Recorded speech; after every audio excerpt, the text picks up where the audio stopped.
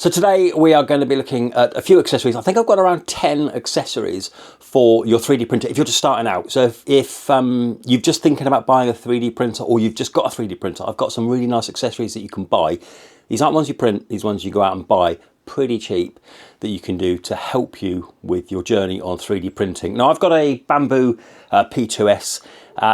All these accessories aren't specific to this printer. This just happens to be the one that I've got. Apart from maybe one accessory I think might be specific to this, or certainly only a few 3D printers. All right, so please like, subscribe, share, that'd be really appreciated. We're going to get on looking at accessories for 3D printers. If I quickly spin this round, I'll just show you my setup. So this is my Bambu P2S. I've got down there, I've got the vent kit, which I am going to be doing at some point, venting out to the window, because I think that's important for this space. My AMS2 Pro up here, and then I have all of my filaments down there. I've got another 6 on order that are coming, and this is the desk that I do my work at. It just makes it a nice clean setup for when I'm working. That's my studio over there, that's my game setup, and there is my printing corner. Right, so let's crack on then. Let's put you up here. I've got my list of all of my accessories we're going to go through. And the first thing is really quite useful. So as you know, if you can see down here, it prints out poop, right? So I've got the 3D printed poop tray here. It prints out lots of these. You're going to get a lot of these. So I've done around 200-300 hours of printing. I'm getting a lot of poop. And I wanted to do something with them, namely this. But you're going to need to keep all the poop in there. You're going to need to keep it. So look, that's really nice. You can 3D print this. I'll leave the links down below, Make a World, where you can go and get this. But you're going to get loads of this. And what I did was I went and bought out 10 of these. So I bought 10 of these, like they're like mini lunch boxes, right? So I bought 10 of them. You could just buy one and just fill up all of the mixed poop. But me being a little bit OCD, I've put them in colour. So I've got more of my red ones in there. I've got all my yellow stuff in there. That's where I've had them mixed. I used up all my mixed for the print, white, and so on and so on. Okay, you don't have to do this. You don't have to keep them all color coded like me. Just stick them all in one big bin, but you're going to get lots of them. So it's still worth doing something with them and getting these that nicely stack. I think it's well worth getting these. Right, that's your first one. Next up, is a toolkit. I went on Amazon and I did a search for 3D printed toolkit. Great, it came out with loads of stuff. And it got me loads of stuff, which is great. But what I do use are these. So these are cutters, okay? And they are properly good ones. So don't go out and get yourself a big toolkit. I would just go out and get yourself some of these cutters, because these cutters are so dead useful for just for snipping bits off your 3D prints. But mainly I use it for cutting filament. So when I get a new roll of filament, you can cut it like that. Or if I need to cut the end off it for a bit, I just angle it, cut it. Get yourself some of these, dead useful. Now while we're up here, if I just take this off, this is my glue kit. I've got about 5 different types of glue. You don't need 5 different types of glue. I've just been testing them. I might do a video on the different types of glue that I've been using. But this is the E6000 Plus. This is really nice because when it doesn't stick straight away, and it's quite rubbery, which I use for things like sticking magnets down where you can't really see it, because it does a very nice form. But the thing is, you can move it around as well. It doesn't set straight away, so that's nice. This is your typical Gorilla Super Glue. I don't use this often because it just some of it, certainly in the black and the darker filament prints, it just leaves a white mark. So I keep that for other things, but I don't really tend to use that. I also have this, which is EMA Model Supplies Plastic Weld. I generally use this to cover kind of domed surfaces. It just gives it a nice shine and fills in all the little bits of gaps. I just use that for if I need to. This is the main one that I use. This is super fast and super thin. Look, you see how thin it is in there. Basically, you just pour it on, and it doesn't smell, it doesn't leave any residue, but it is really sticky, and it sticks within a couple of seconds, so you need to be careful with that. And yesterday I went and bought this. This is the Craft Prots 3D Printing Super Glue. Okay, so this is a little bit thicker. I'm hoping it will do the job. So I haven't actually tested it yet, but as I said, I'm going to be doing a video on all the different types of glues that I use and the pros and cons of them. So if you want to see that, just let me know. Oh, and while I'm at it, the paintbrushes as well. They're really handy for when you're gluing, but you do need to clean them. Look, I didn't clean this one and it's solid. You kind of need to clean it every time. But there you go. Right, next one I've already shown you actually. It's my filament. These ones here, these filament buckets are brilliant. There's a couple of things to note. So let's just pick one. Right, so I've 3D printed my labels on here. And what happens is you take that off. When you put that filament into the printer, you then, whatever one you swap it with, you pop it on there like that so you know you've got the blue one. Again, this is Maker World. I can link to it. It's just a nice way of keeping everything organised. But this is what I want to talk about. This is a filament bucket. So this is a cereal bucket. There are these exact ones on Amazon for twice as much that claim they're filament buckets. Don't do a search for cereal bucket, right? Muesli. They're kind of like muesli cereal tubs. And they fit brilliantly. If I pop it open, you can see the filament with the spool in there, it just fits an absolute treat. So go and get yourself a set of these. I need to go and buy myself some more. And then while we're here, I'll just talk about this. So again, Maker World, this fits. I like this one because you can unscrew it and you can just fill your filament in there like that. You can just pour your filament in, pour your desiccant into there. And then screw it up and not have to take it off this lid. And then while we're here, this little bit that hangs down here, again, Maker World, this holds my hygrometer, however you want to say it.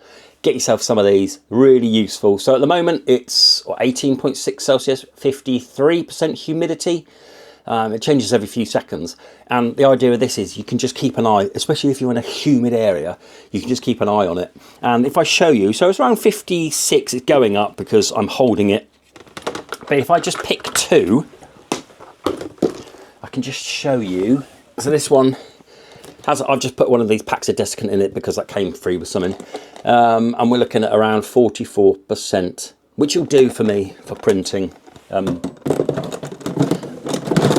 I'll be honest with you, with PLA Basic and PLA Matte, I'm not too precious about humidity as long as it's not through the roof or down through the floor. I'm okay around 40 to 50, but I'm still learning on the humidity kind of ranges that I need for, certainly for my filament. Right, so that filament tubs, go and look on there, but like I was saying, top tip, don't go for the filament versions, go for the cereal versions because they're ideal. And while we're there, we're saying about desiccant, you can go and buy desiccant off Amazon. That's £2 or just under a kilogram. You're looking at about £19 for that. Quite a lot, but it's okay. The only bonus of getting the cereal ones with the ones that say filament is it comes with this, but it's still not enough. What's that? £1.1, so about half a kilogram each with it, which would cost you about 8 or 9 quid. It's still better to get the cereal boxes and buy the desiccant. And I use orange, because I just did my research and everyone was saying use the orange, it's better. And you can reuse this as well. You can put it into like a toaster oven for really low heat, or I'm not going to advise this, but you can put it in the microwave or your own oven. But from contamination issues, I just wouldn't, just in case. But I'm going to buy a little toaster oven because I'm going to be melting my poop as well for certain projects as well. So go and have a look. Again, I'll leave links down below. The desiccant I bought offline on Amazon. Right, there's one thing here that I've said that I don't think it's P2S specific, but it might be, and it's here, which is here. So if I just pop this out, there, it's a USB stick. I went for the smallest one I could find. See how small that is? Like that. So it hardly protrudes out the top of my printer, and you put it in there. And the reason why you want to get them, you must get this. Most of these accessories, in fact all of them, aren't 100% need them. That you 100% need. I can't see why you wouldn't, because you can make a time lapse of all of your prints and you can make time lapse of all of them. So this, I think, what was it? Was it 128 gig? It's 128 gig, and I've done so many prints and I haven't filled it up yet. So get yourself a USB stick, pop it in, and then when you print through Bambu Studio, you can set it to be time lapse and it will record on the camera that's located in the top corner of your printer. I'm not sure what your printer does. I don't know if your printer does time-lapse or if it just uses a USB stick or might use an SD card. I don't know. But for the P2S, it uses a USB stick. So get yourself one USB stick, stick it in, get your time-lapses. They're brilliant fun.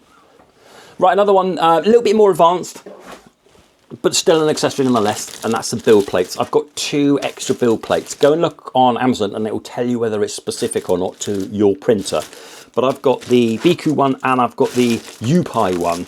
And the reason I got the UPI one is it's a textured, can you see that? It's a textured one, so it's virtually identical to the one that comes with the P2. Now, again, you don't need extra build plates. It's not essential, but the reason I got them is just so I can swap them out. This one's a little bit smoother. So this is the Glacier Pro. So this one's a little bit smoother. So when you're printing on there, it's not as rough as if it was printing on the stock one or if it was printing on this one. But it means I can just swap them out. So I wash my plates every couple of times. But with this, it means I can swap, and I've got 3 if I need this one as specific use, or I can just swap between the one that I came with the printer and this one every time. I can just swap them out. And this one only costs £20. So this is quite cheap version compared to the official Bambu one, and it seems to work okay. But just get yourself a couple of build plates and you can swap them out. Well worth buying a couple of these as spare.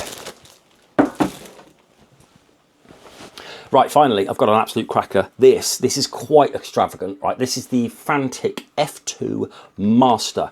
And look, what it is, press that, comes out, and it's a tool. It's kind of like a sanding tool slash drill slash screwdriver, but it's quite powerful. So the idea is you turn it on, and then this rotates, and you can stick something on the end of there and drill and sand and fine it, and you have 5 levels of speed on there. Just completely adjustable.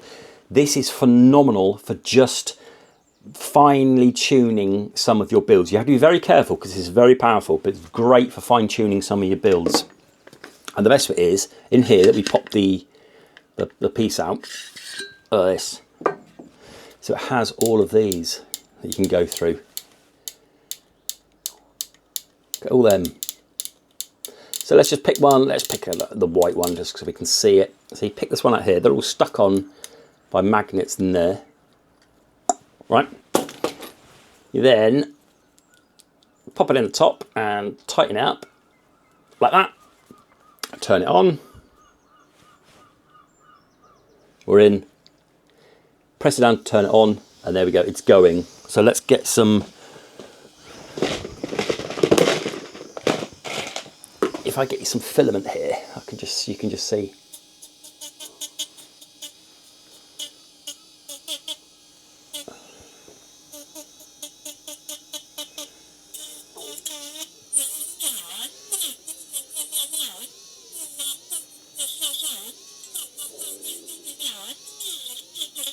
Like that, and that's the idea of it. You're using it to kind of fine tune your prints. Really nice way of doing it with that one, but you've got to be careful because it's quite powerful. All right, but this is quite expensive, but I think it's well worth it. If I had to recommend it, I would definitely recommend it if you can get it a little bit cheaper, because it was the best part of, I think it was around 80 quid, I think. And then when you've done it, pop that back in, click it in, that goes in, click it in, and there we go. You've got yourself a nice carry case, and it's USB-C charging as well. So you don't have to worry about it being like this, but USB-C charging is always useful. Right. Okay, that's enough accessories for starters. I think if you get any of those, it's a really, really good start for your 3D printing journey. I'm going to be lots of more 3D printing stuff with my P2S and more. So if you want to suggest a video, let me know down in the comments below. I'm going to be doing a few more builds. I've been 3D printing for about 6 years. I got this about 2 months ago, and that's when I really started taking it seriously. The 5 years previous, I haven't really taken it that seriously. I've been dibble and dabbling in and out. Now we're going to start cracking on with this. And if you want to know any of my builds on here that I've got, I'll do a video on them. Just let me know down in the comments below. Right. I hope that's been of interest for you. Please like, subscribe and share. To the next video. Bye-bye.